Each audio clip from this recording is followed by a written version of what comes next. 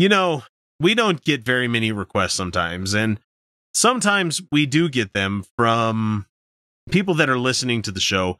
One of our biggest fans that we have out there is a guy by the name of Just a Southern Atheist Gentleman, and it's Jazza G.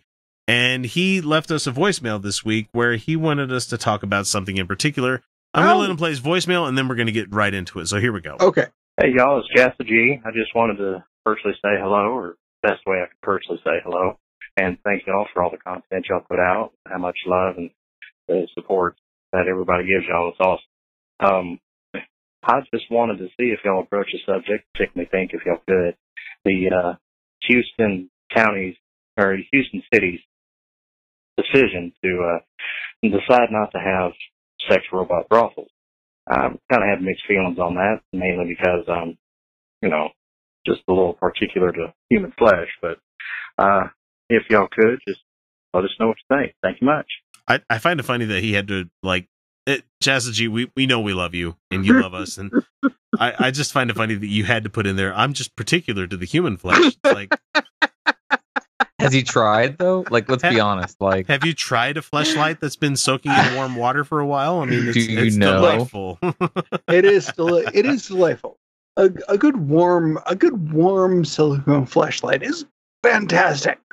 With enough lube, yes. I don't want to get fired or anything, but y'all understand I teach this for a living. I'm teaching a class this semester on AI ethics, and we talk about sex dolls on a regular basis, and the ethical implications of this technology. And I think it is a really important question because this technology is not going anywhere.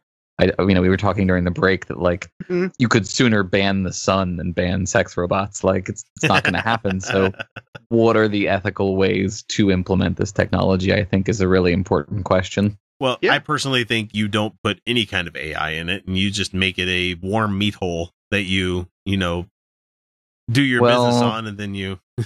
So there's concerns there. A very basic AI would be. It would enhance the experience, but here's the risk, right? If you have AIs who are programmed in such a way, for example, that they're always going to give consent, you may be concerned that you are habituating individuals to view the giving of consent as effectively a given, and that kind of way of seeing, especially primarily, it's going to end up being women. Right, could have a negative impact on women in the world. Well, there's a really easy solution to this. We just tattoo across these people's foreheads, I fuck robots. And therefore, all real-life women know that they should stay away from this guy. or impulse Why? control. Why would I? Yes, thank you, Snow Crash reference. Why would I want that tattoo on my forehead? Well, you don't have a choice. We just did Snow Crash on Philosophers in Space with no illusions from... I haven't listened to that one. Fuck, I need to go back and listen to more, because Snow Crash is one of those books where I'm reading it and I'm like, my God, this guy is like sci-fi jazz. Right? It's the sexual, it's the pedophilia that you don't play in that particular book. Right? A lot of child sex in that one. Well, I just find it amazing that Neil Stephenson decided to name his character Hero Protagonist. That part works Fuck for me. You, I'll buy that. Well, then again, I mean, do you ever go back and read Diamond Age? Because I haven't yet. Oh, that was a hard book to follow. It was nanotechnology, and it's like everything can be solved by nanomachines. We're getting beyond the topic here. Let's go back to robot brothels and So here's an idea for you, right? One that people sort of laugh a little bit at first, but I think is interesting is, if you're going to do this ethically, why not program the sex dolls to replicate forms of giving consent, and sort of thereby give someone the ability to get habituated to the idea of boundaries and more healthy interactions, especially if they want to at some point transition to engaging with human beings. Sure. No, I mean, I think that would be a very, very good thing. It would just be a very interesting... It's a very interesting problem, especially if it comes up in the sense of a brothel where you're paying for a service. Like, is it, deposit a token for every minute of consent? Yeah, I think it's Consent more like, withdrawn in 5 seconds. well, like, Please, please deposit one more token for consent. So well, there's been sort of, let's bring it back down to earth here. The Houston-based sex brothel that he's talking about here, the robot brothel, is nowhere near what we're talking about here. No, we're talking yeah, about, machines giving consent kind of thing, where we're going into the Overwatch universe and Blade Runner universes and stuff, where we're talking about, not necessarily. Our replicants, the same thing as humans, that kind of thing. Yeah. We're talking about, mannequins with pocket pussies is all we're talking about here. We're not talking about like you're getting programmed responses though. And I think it was very, how you want to program responses, But I think even when you're not, like I totally agree. We're like decades out from conscious AI of any kind of sense. But like the conscious suffering of the AI is only one part of the ethical debate. There's a whole conversation to be had about what it's doing to the humans that are engaging with those AI. Well, and my whole hang up on this, and we learned this from the patron show this week, is like bringing things into reality is a form of adding pain to these kind of things. So it's like bringing an AI into existence is immediately bringing them into a system where they're going to be exploited, hurt, and potentially ruined on multiple cases. So why the fuck should they help humanity to begin with? Because all we're going to do is cause them pain. Yeah, and that's why, you might not want to outlaw this sort of thing, but it might be better not to be the person doing it if that's your option. Like, I mean, like, I have very mixed feelings about prostitution in general with human beings. So, like, I think it should be legal. Sure. I think it should be an option for people. I think it's also important to sort of encourage exploration about why that might be the only option for some people as a way to repair some of those issues. Yeah, well, I think it's not necessarily a good thing, but really outlawing it, making things like that illegal, really only punishes people in really desperate situations to begin with. We wouldn't have the incel problem that we have right now if prostitution was legal. I honestly believe that. I think we would still have the incel problem. Still have it. We'd still have it. You would still have like awkwardness in dating and awkwardness in being in relationships, but at the same time, when it comes to somebody getting their rocks off, it's not going to be a sure. I'm not sure that the incel thing is just getting your rocks off. No, it's really. Yeah, it's really not, though. And I actually think that the AIs are a situation that could exacerbate the incel. I mean, because, like, if you're talking about an individual who's going to use an artificial entity like that, and it's going to reinforce their toxic views of real females, like the incel community are the kinds of people who you would really expect to be sort of into that. And, like, again, I think we shouldn't sex shame people. I think that we need to help these people, even incels. And we did a couple episodes about this, talking about how we need to work our way out of the kinds of toxic masculinity that promote this kind of mindset. Yeah. And, I think there are things you can do in terms of, like, you don't have to make a conscious AI to make an AI that reacts when you are too forceful with it by responding in a way that tells you to be less forceful, or it's going to, terminate the session, essentially.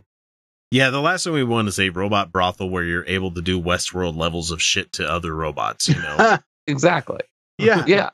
I mean, there's a reason why they eventually turned and fucking killed everybody. It's because they were artificial intelligence that was forced to save themselves. And so if anybody's wondering, I mean, honestly, we've been going like 9 minutes about this whole topic here. If anybody's wondering, Houston was going to set up a robot brothel. However, it was from a Canadian company, and they decided we're not going to allow that anymore. The city council had to get involved because they didn't honestly have any laws on the books or ordinances on the books where they would have made this thing illegal. Like it says here in specific words here, it says there do not appear to be any local, state, or federal laws specifically banning robot brothels. But Elijah Rising, a Houston non-for-profit that gives public tours of areas where sex trafficking is common, hopes moral pressure will force a rethink. It started with a quote, "Keep robot brothels out of Houston online." Wow, what a world we live in now.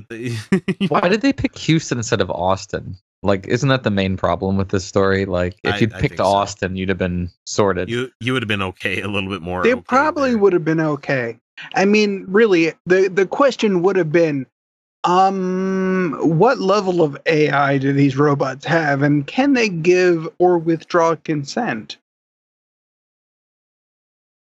Yeah. At this point, I think it's pocket pussies attached to mannequins that you throw in the dishwasher after every session. It's basically mannequins that vibrate. Really, that's kind of where they were. And there are, like, we should say that, like, there are advantages to that because they aren't conscious. Like, right. you are reducing aggregate suffering in that kind of sense. Yeah. I mean, but it was basically it was essentially an establishment where you could go and use you could rent a sex doll. And really, when you put it like that, ew. Here's a question for you, right? This is bringing it back to the Catholics. Yeah.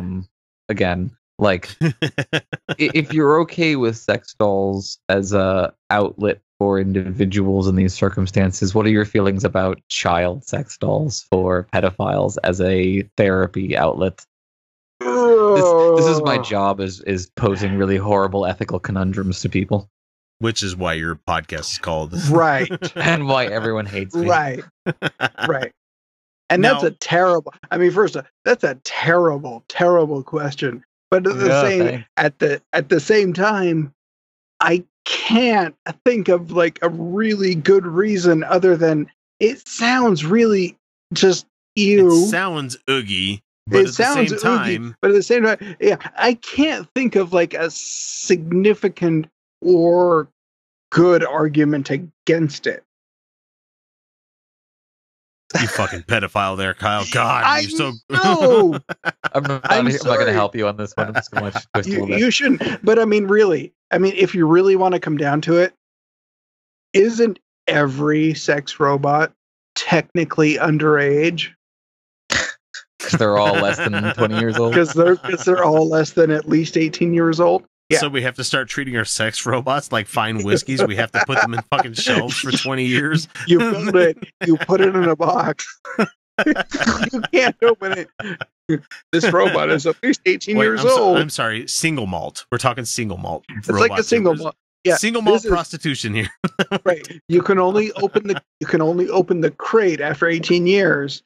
The problem is then you have to like get the can of like compressed air and blow all the spiders out of the crevices and orifices. You don't have to do. I mean, you could do the other. You could go the other direction and have a long-standing, committed relationship and marry the sex bot. And like, I mean, there are people who express romantic connections to their artificial entities.